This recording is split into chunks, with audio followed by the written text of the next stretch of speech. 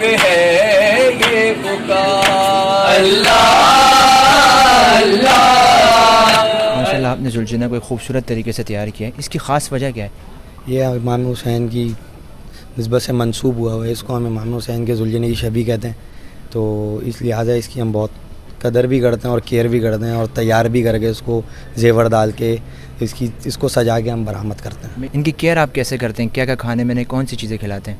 توڑی، چوکر، جوں اور چنا، پھر اس کے بعد اس کی کھریرا لگنا، اس کو نہلانا، دن میں 2 ٹائم اس کو دانہ دینا، پھر لوسن صبح کی لوسن ہے ریگولر کی، اس کے بعد ان کا نانا دلائی جو ہوتی ہے وہ پھر تان دیکھنا پڑتا ہے سب چیزوں کو. مولانا امام حسین کے ظاہر آتے ہیں، ہم ان کو نیاز کرتے ہیں، لنگر کرتے ہیں.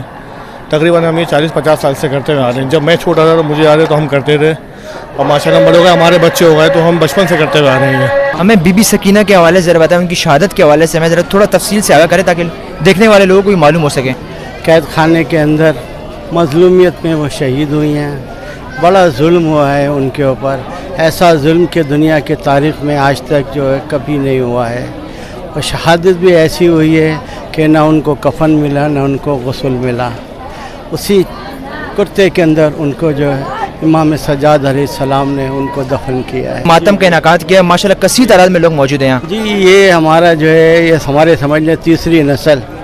پہلے ہم چھوٹے سے تھے تو ہم یہ جلوس کرتے تھے، اب ماشاءاللہ بچے بڑے ہو گئے ہیں یہ کرتے ہیں. اور اہل محلہ کا ہمارے یہاں بہت اچھا جو ہے تعاون ہوتا ہے.